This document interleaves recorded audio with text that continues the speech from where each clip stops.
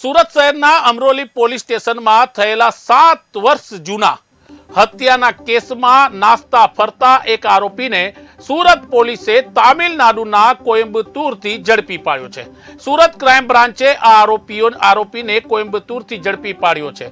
આપને જણાવી દઈએ કે 42 વર્ષીય આરોપી સીતારામ ત્રિનાથ પ્રધાન મૂળ ગંજામ ઓડિશાનો રહેવાસી છે। હત્યા કર્યા બાદ તે સતત અલગ અલગ રાજ્યોમાં નાસ્તો ફરતો હતો અને પોતાની ઓળખ છુપાવવા મજૂરી અને નાના કામ કરી રહ્યો હતો।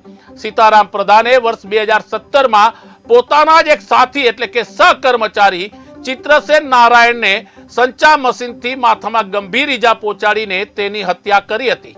અમરોલી પોલીસ સ્ટેશનમાં આ મામલે આઈપીસી કલમ 302 હેઠળ ગુનો દાખલ કરવામાં આવ્યો હતો। ગુનાને અંજામ આપ્યા બાદ આરોપી તરત જ નાસી ગયો હતો અને પકડાઈ ન જાય તે માટે સતત પોતાનું લોકેશન બદલતો હતો। ક્રાઇમ બ્રાન્ચની ટીમે તત્કાલ તામિલનાડુ પહોંચી અને 6 દિવસ સુધી સતત તપાસ કરી હતી અને આ તપાસ દરમિયાન ટેકનિકલ સર્વેલન્સની માહિતી અને સ્થાનિક સ્તરે મજબૂત નેટવર્કના આધારે આરોપીને ઝડપી પાડ્યો હતો અને સુરત પોલીસને સફળતા મળી હતી।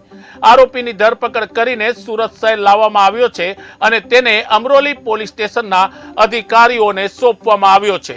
હવે પોલીસ તેની પૂછપરછ કરી રહી છે, તેની તપાસ કરી રહી છે કે હત્યા બાદ 7 વર્ષ દરમિયાન તેણે અન્ય કોઈ ગુનાઓને અંજામ આપ્યો છે કે નહીં અને તેમણે કઈ કઈ જગ્યાએ કઈ કઈ રાજ્યમાં પોતાનું રહેઠાણ બનાવ્યું છે।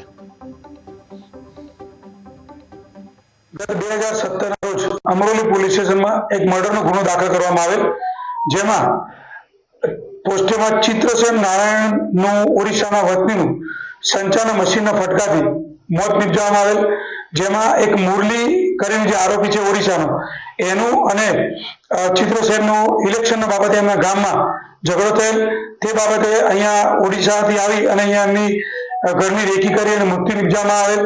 આ મૃત્યુમાં કુલ 4 આરોપીઓ હતા, જેમાંથી અગાઉ 3 આરોપીઓ પકડી પાડવામાં આવ્યા હતા। એક આરોપી છે અત્યારે ક્રાઇમ બ્રાન્ચને સીતારામ શ્રીનાથ પ્રધાન જે મળી આવેલ છે।